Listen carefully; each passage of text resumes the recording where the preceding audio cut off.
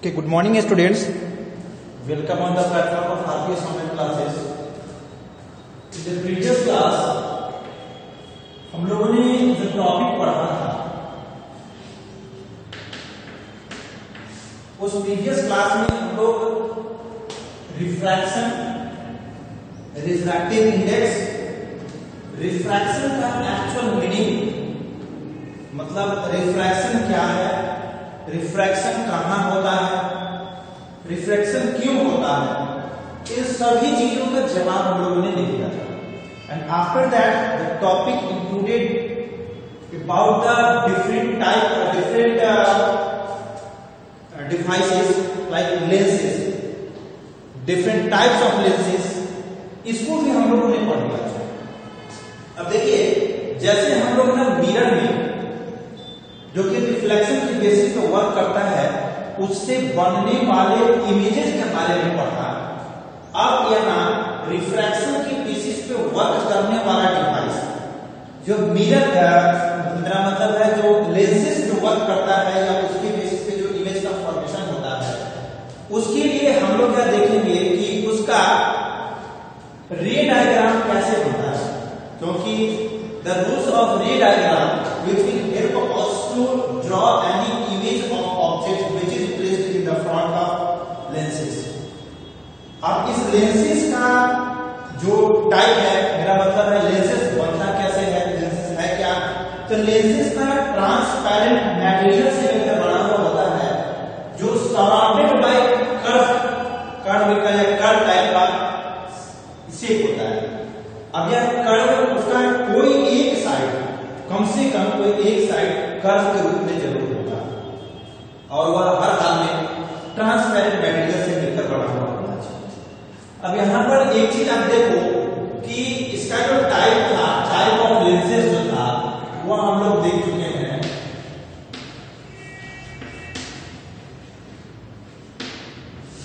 Type of lenses.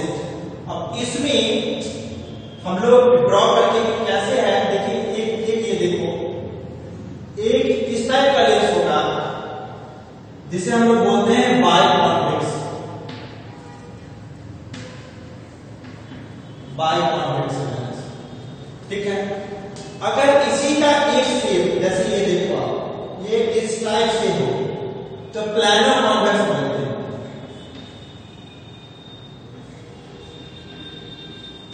Plano convex.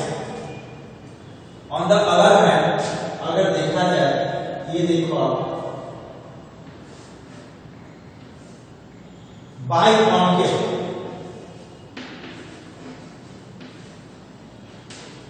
By concave. अगर यहां पर भी आप देखिए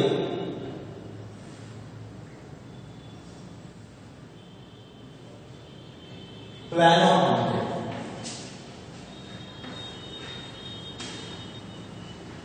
प्लानो. अब यहां पर आप देखिए कि क्या कहा था कि ट्रांसपेरेंट मटेरियल. अब इस ट्रांसपेरेंट मटेरियल में जब लाइट एंटर करता है तो एंटर करने के बाद जब उसका डेविएशन ये अपने ओरिजिनल पाथ पे डेविएशन होना और उस रे डायग्राम के हेल्प से जब हम लोग ना मिरर पढ़ रहे थे तो उस मिरर में इस टर्म को स्टडी किए थे. मिरर में भी कन्वर्जिंग मिरर और डाइवर्जिंग मिरर भी नाम दिए थे कि कौन सा मिरर कन्वर्जिंग होगा, कौन सा मिरर डाइवर्जिंग होगा. तो उसे समझने के लिए हम लोग यहां भी देखेंगे कि जो लेंसेज देख रहे हैं इस लेंसेज में कौन सा लेंसेज कन्वर्जिंग लेंस होगा, कौन सा लेंसेज डाइवर्जिंग लेंस होगा, और उसको समझने के लिए रे डायग्राम का हेल्प लेना पड़ेगा. तो देखिए हम लोग देखते हैं उसको स्टडी करके और उससे हम लोग ना ये जो बाय कॉन्वेक्स लेंस है या सीधे कॉन्वेक्स लेंस या कॉन्केव लेंस भी बोलते हैं, उसका मतलब ये हो जाता है. तो उसे हम लोग पहले एक बार देखते हैं, हम उस रूल्स का यूज करते हैं, वो रूल्स क्या क्या है, कैसे कैसे यूज करेंगे. तो देखिए जब प्लेन मिरर, जब यहाँ हम लोग स्पेक्ट्रल मिरर की बात किए थे तो उसमें 4 रूल पढ़े थे and that 4 rules will be used for drawing image of any object with the help of रे diagram. And in that case the first rule, when light incident parallel to the principal axis, ठीक है, when light incident parallel to the principal axis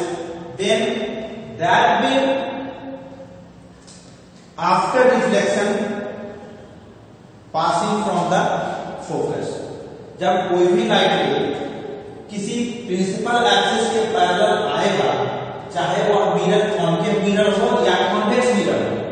spherical mirror के case में सबसे पहले पढ़े थे कि जब कोई लाइट रे प्रिंसिपल एक्सिस के पैरेलल आता है तो आफ्टर रिफ्लेक्शन वह उसके फोकस से होकर के पास करता है। यहां भी जो हम लोग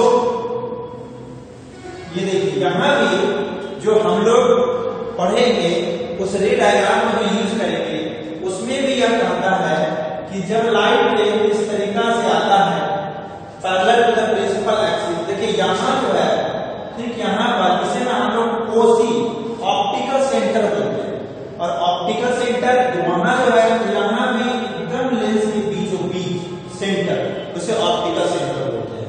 ऑप्टिकल सेंटर का डेफिनेशन दूसरे फॉर्म में यह भी कर सकते हैं, optical centre is the point through which light will passing without any radiation. किसी भी लेंस का ऑप्टिकल सेंटर वह पॉइंट है जहां से लाइट पास होता है मगर कोई रिफ्रैक्शन नहीं होता है, कोई डेविएशन नहीं होता है, वह कंटिन्यू उस चीज को फॉलो करता है, आगे की तरफ प्रोपेगेट करता है। क्लियर है? अब यहाँ जो वहां जो रूल था उस तरीका से यहाँ देखा जाए कि रूल क्या होगा, तो यह आफ्टर रिफ्रैक्शन जब यहाँ से यह लाइट ने इस तरीका से आगे जब आएगा तो यह ऐसे फोकस से होके पास करेगा आफ्टर रिफ्रैक्शन। ओके, यहां तुम देखोगे एफ और इसके आगे 2f होगा, इसका इधर एफ होगा, यहाँ 2f होगा। ठीक है, यहाँ हम लोगों ने ये माना ये f डैश, ये 2f डैश होगा, इधर f और 2f होगा। क्लियर है? अब देखिए यहाँ इस केस में जो जब यह मिरर आप देख रहे, जब यह लेंस आप देख रहे हो, यह कॉन्वेक्स लेंस और वो कॉन्केव लेंस, इस कॉन्केव लेंस के टर्म में यही रूल जो है जिस तरीका से वहां पास के लिए ऐसे अगर पास करता है प्रिंसिपल एक्सिस के पैरेलल, तो after reflection it will pass through ऐसे पास करता है। ठीक है, ये इधर जाता है। तो हम लोगों ने पढ़ा है मिरर के केस में कि जब कोई लाइट में प्रिंसिपल एक्सिस के पैरेलल आता है तो after reflection it will passing through the focus. Mirror में पढ़ा है तो वही रूल यहां भी यूज होगा, इसमें कोई प्रॉब्लम नहीं, कोई दिक्कत नहीं। लेकिन यहां जो उसकी डायग्राम ड्रॉ करते हैं तो डायग्राम थोड़ा सा हमें डिफर होता है। तो यहां देखिए यह फोकस पे इधर नहीं आ पाएगा, तो ये जिस तरीका से देखिए इसको पीछे की तरफ आपने ऐसे किया, तो यह जो पॉइंट होगा यह एफ डैश, इधर कहीं 2f डैश होता है, फिर यहाँ f और इधर 2f होता है। क्लियर है?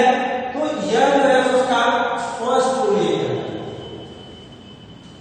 समझ रहे हैं इस चीज को? अब जो दूसरा रूल है, फर्स्ट रूल को हम लोग क्लियरली समझ गए। लेंस के केस में भी when light planes again parallel to the principal axis, then after refraction it will passes through the focus, either it will passes through focus और it will appear to passes through focus. या तो यह principal या तो यह focus से पास होता हुआ दिखेगा या फिर यह उससे पास होगा। तो इसमें पास होता हुआ दिख रहा है और इसमें पास हो रहा है। क्लियर है? यह फर्स्ट रूल।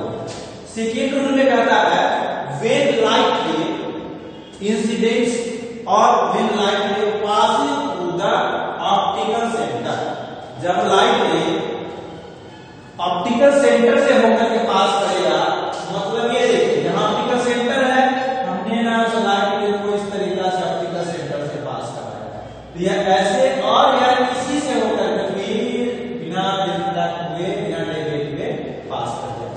तो ये फर्स्ट रूल हुआ, ये सेकेंड रूल हो गया। इस केस में भी आप देखो अगर लाइट रे इस तरीका से ऑप्टिकल सेंटर से होकर के पास कर जाएगा तो यह ना इसी में रिफ्लेक्ट भी हो जाएगा ऑप्टिकल सेंटर।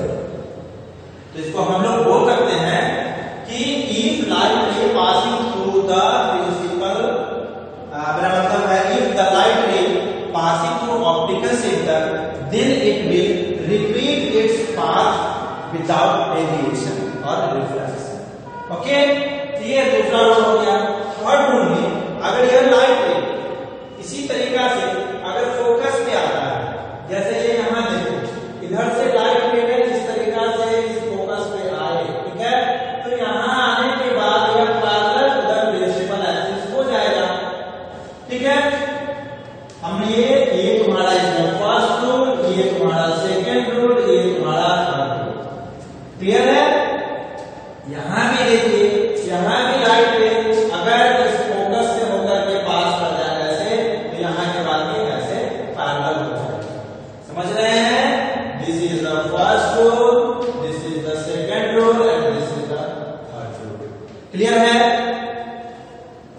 तो इन सारे रूल्स को हम लोग ना अपने जो इमेज डायग्राम होगा, तो आगे हम लोग ड्रॉ करेंगे इमेज को, किसी भी ऑब्जेक्ट को लेंस से आगे अगर प्लेस करते हैं, चाहे उसका लोकेशन जो है वो हम लोग ड्रॉ करेंगे, तो उस केसेस में इन सभी रेज के हेल्प लेकर के रे डायग्राम ड्रॉ करेंगे जो हमारे उस ऑब्जेक्ट का एप्रोप्रिएट लोकेशन के कॉरेस्पॉन्डिंग जो इमेज बनेगा वह उस इमेज को दिखा सके, बता सके उस इमेज डायग्राम।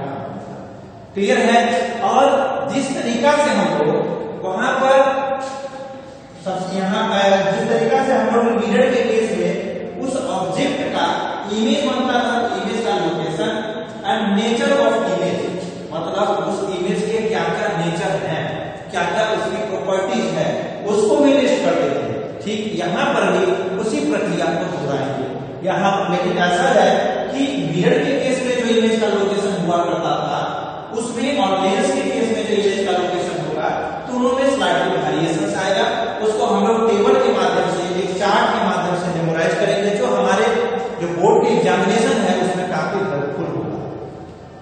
ठीक है, तो इस सभी चीज को लिस्ट करोगे तुम्हारे नोटबुक में, मतलब इसे ना एक होमवर्क के रूप में, ठीक है, होमवर्क के रूप में कि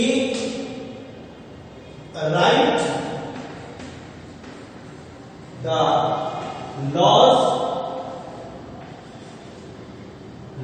of ray diagram and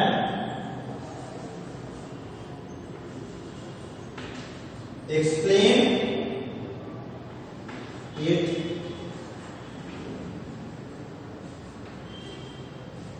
separately. जितने भी हम लोग 3-4 जो लॉ पढ़े हैं, इस सभी लॉ को रिपीट करेंगे।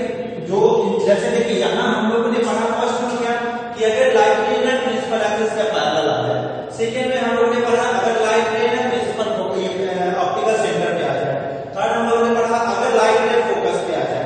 ठीक है, इस तरीका से जितने भी पॉसिबिलिटीज हैं उन सभी रूल्स को तुम्हें अपने नोटबुक में फेयर करके उसे सेपरेटली मैंने एक ही में ड्रॉ किया है, ताकि मैं तुम्हें एक्सप्लेन कर रहा हूं, लेकिन तुम्हें ना इस सभी का सेपरेटली फर्स्ट में ये ड्रॉ करना, फिर सेकंड में ये वाला ड्रॉ करना, फिर थर्ड में ये वाला ड्रॉ करना, फिर फोर्थ में अगर तुम्हें ऐसा कोई पॉसिबिलिटी लगता है जो इसमें नहीं है उसे भी वहां पर ड्रॉ करना। अगर तुम्हें ना समझ में आए तो फिर हमसे क्लास में पूछिए, क्लास में जब आते हैं डाउट क्लास के लिए उस पर पूछिए, हमसे एक्सप्लेन करेंगे, उसके एग्जैक्ट बताएंगे। ठीक है, और इसके बाद जो होता है कि हम लोग ना जब इमेज फॉर्मेशन, जब हमें यह क्लियर हो जाता है कि कहां से कौन से रे को हम लोग ड्रॉ करेंगे, जिससे वो क्लियर हो, तब इमेज फॉर्मेशन की बात आती है।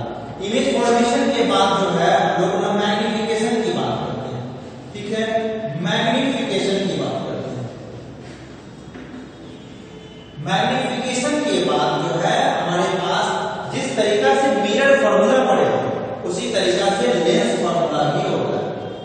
ठीक है, फिर लेंस फॉर्मूला पढ़ेंगे और ये सारी चीज क्लियर हो जाने के बाद इस पर हम लोग बेस्ड ऑन न्यूमेरिकल्स करेंगे। और देखिए यहाँ इन सभी के बेस पर लेंस फॉर्मूला लगाया, ये सभी में यूज होने वाला एक बहुत ही इंपॉर्टेंट चीज है, वो है साइन कन्वेंशन। जो सबसे इंपॉर्टेंट है साइन कन्वेंशन। अगले क्लास में, इसके बाद क्लासेस हम लोग सबसे पहले हम लोग साइन कन्वेंशन को पढ़ेंगे, ये मैग्निफिकेशन, लेंस फॉर्मूला, इसको देख लेंगे, तब हम लोग इमेज फॉर्मेशन मतलब उस ऑब्जेक्ट का जो डिफरेंट प्लेसेस में हम लोग लोकेट करेंगे और उसका आधार उसका जो इमेज फॉर्मेशन होगा यह हमारे लिए काफी हेल्पफुल होगा बोर्ड के एग्जामिनेशन के लिए भी और हमारे स्कूल के असेसमेंट बेसिस मतलब प्री बोर्ड के एग्जामिनेशन के लिए। क्लियर है? तो चलिए अब अगले क्लास में हम लोग इसके आगे पढ़ेंगे, साइन कन्वेंशन से स्टार्ट करेंगे, यहाँ तक इसको कर इस रूल्स को अपने नोटबुक में ड्रॉ करके क्लियर की कॉपी में लिख करके और each and every student have to submit your notebook for checking purpose. हम उस नोटबुक को सबमिट करेंगे ताकि हम उसे चेक कर सकें, देख सकें कि तुमने कितना उस चीज को कंप्लीट किया है। Okay, thank you. फिर मिलते हैं नेक्स्ट क्लास में, तब तक के लिए थैंक यू।